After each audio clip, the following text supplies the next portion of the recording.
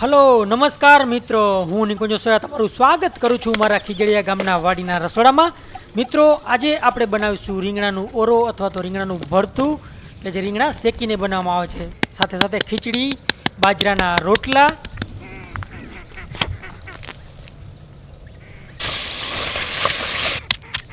ચટણી કાતરાની સાથે હશે મૂળો.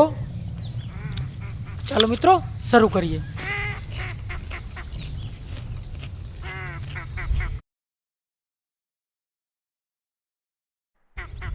મિત્રો, સૌપ્રથમ તો આપણે જે છે આપણી વાડીમાં જઈને એકદમ મોટી સાઇઝના જે રીંગણા હોય કે જેનાથી એકદમ ખૂબ જ ટેસ્ટી અને જાયકેદાર ભરથું બને છે, ઓરો બને છે, એવા રીંગણાઓ ભેગા કરી લેશું.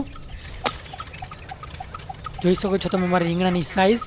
બે જાતના મારી પાસે રીંગણા છે, બે જાતના મરચાં છે, તો આપણે મરચાં પણ તોડી લેશું. સાથે લાલ અને લીલા બે મરચાંનો આપણે અહીંયા ઉપયોગ કરીશું, તો તમે કોઈ પણ એક મરચાંનો પણ ઉપયોગ કરી શકો છો. હવે હું થોડી મરચી તોડી લઈશ, તીખી મરચી. તમે જોઈ શકો છો એકદમ લીલી અને તીખી મરચી. હવે મિત્રો, આપણે બે જાતના રીંગણા છે, એમાંથી બીજી જાતના જે મોટા રીંગણા છે જેનો ખૂબ જ સ્વાદિષ્ટ ઓળો બને છે એ તોડીશું. થોડા ટમેટાં, કાચા ટમેટાં છે તમે જોઈ શકો છો. આપણે સાથે ખાવા માટે મૂળા, તાજા મૂળા. આપણા ઓળા માટે થોડી લીલી ડુંગળી. હવે મિત્રો, આપણે આ બધી શાકભાજીને વ્યવસ્થિત રીતે ધોઈ લેશું.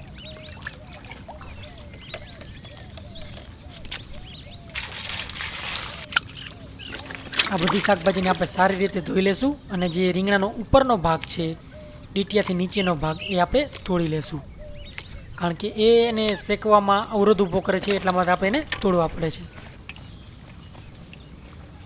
તમે જોઈ શકો છો મારા બે જાતના રીંગણા આપણા ઓળા માટે તૈયાર છે. હવે આપણા ટમેટાં છે, મરચાં છે, એને પણ વ્યવસ્થિત રીતે ધોઈ લેશું અને એને સુકાવવા માટે થોડી વાર માટે રાખી દઈશું. આપણી ડુંગળી અને મૂળાને પણ સાથે સાથે જ આપણે ધોઈ લેશું.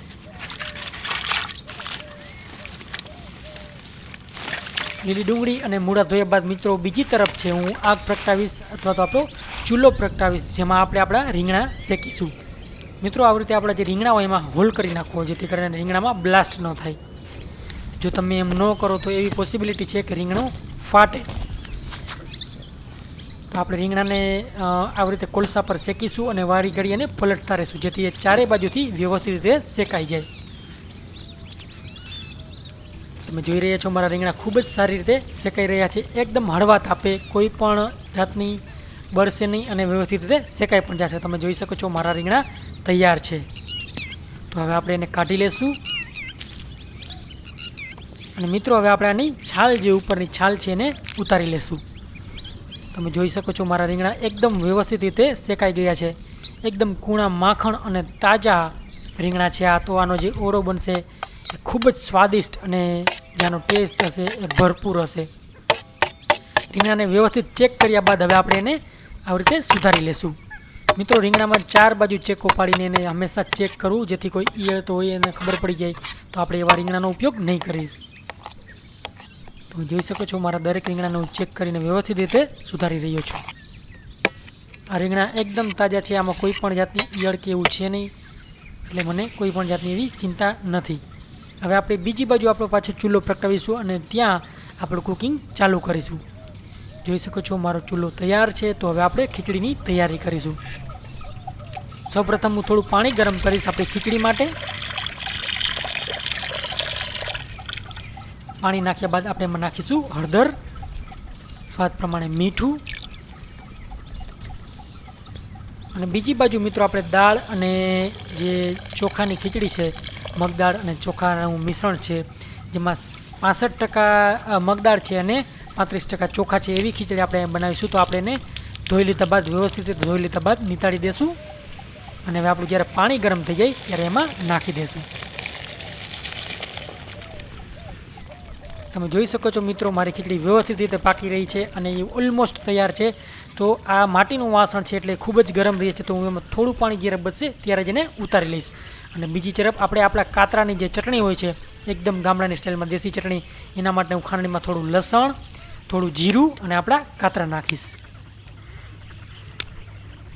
મિત્રો આ ચટણી છે એનો ટેસ્ટ ખૂબ જ ભરપૂર હોય છે અને ખાસ કરીને રોટલા અને ઓળા સાથે તો બહુ જ જામે છે ખાવામાં. જો તમે આ બનાવશો તમને પણ મજા આવશે. સાથે આપણે આપણામાં લાલ મરચાં નાખીશું અને થોડી લીલી મરચી નાખીશું, જેથી આ ચટણીનો સ્વાદ છે એ ભરપૂર આવે.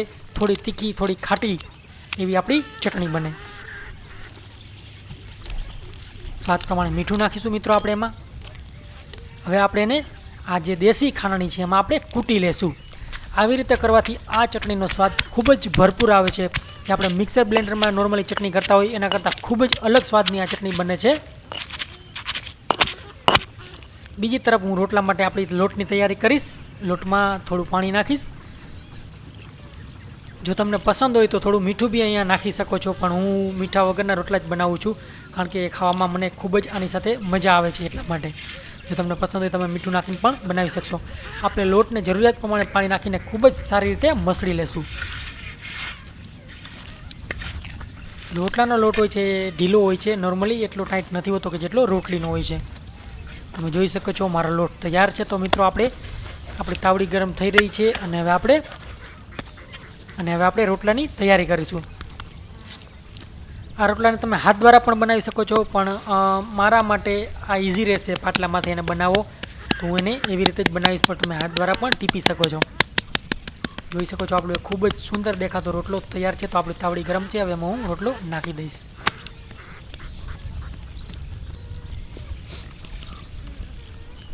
મિત્રો રોટલોને આપણે થોડી વાર પછી પલટીશું, જેથી કરીને એ વ્યવસ્થિત રીતે પાકી જાય.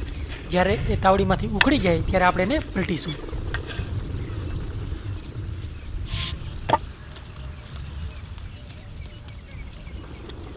મિત્રો તમે જોઈ શકો છો મારો રોટલો ઓલમોસ્ટ તૈયાર છે. તો આપણે એને ઉતારી લેશું.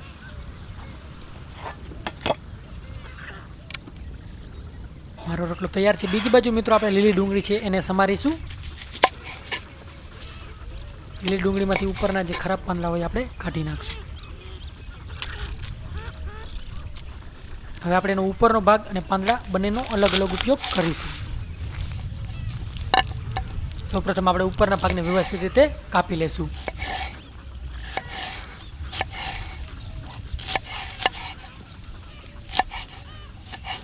અને મિત્રો એને હું સાઈડમાં રાખી દઈશ. અને હવે આપણે જેના લીલા પાંદડા છે એને સારી રીતે કાપીશું, જેથી કરીને આપણે એનો પણ સારી રીતે ઉપયોગ કરી શકીએ. બીજી બાજુ હું થોડી મરચી કાપી લઈશ. મિત્રો જો તમારે ઓળામાં ભરપૂર સ્વાદ જોતો હોય તો લાલ મરચું છે એ એવોઇડ કરજો, એની જગ્યાએ લીલી મરચી નાખશો, જેથી કરીને તમારો ઓળાનો ટેસ્ટ છે એ ભરપૂર આવે. મિત્રો બીજી બાજુ આપણા દેશી જે ટમેટાં છે, કાચા ટમેટાં છે, એનો હું ઉપયોગ કરીશ, કારણ કે એ ખાવામાં ખૂબ જ મજેદાર હોય છે. જે લોકોએ નહીં ખાધા હોય એને આનો ટેસ્ટ ખબર નહીં હોય, પણ હકીકતે આ સ્વાદમાં ખૂબ જ જોરદાર હોય છે. આપણે એને બિલકુલ ઝીણા સમારી લેશું. દેખાવમાં ઉપરથી કાચા લાગે છે, પણ અંદરથી એ સારી રીતે પાકી રહ્યા છે અને આનો જે ખટાશ હોય છે એ ખૂબ જ સારી હોય છે. હવે આપણા ઓળા માટે થોડું આદું આપણે કાપી લેશું. આદુના નાના ટુકડા કરીશું. મારું એવું માનવું છે કે જે સારો ઓળો હોય એમાં આદુના કટકાની જે સાઇઝ હોય, એના ટુકડાની જે સાઇઝ હોય એ ખૂબ જ મેટર કરે છે. તો આપણે એના ઝીણી સાઇઝના ટુકડા કાપી લેશું.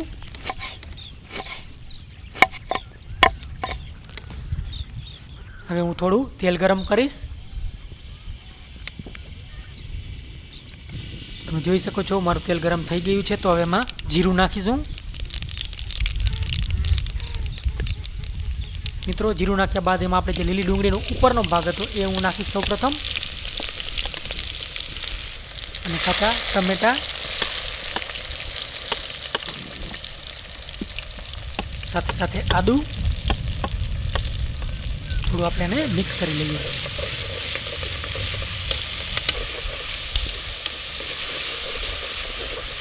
મિત્રો આ જે ઓળો છે, આ જે ભરતું છે એનો ભરપૂર સ્વાદ આવશે. આપણે સ્વાદ પ્રમાણે હળદર અને મીઠું નાખીશું અને આને સારી રીતે મિક્સ કરી લેશું.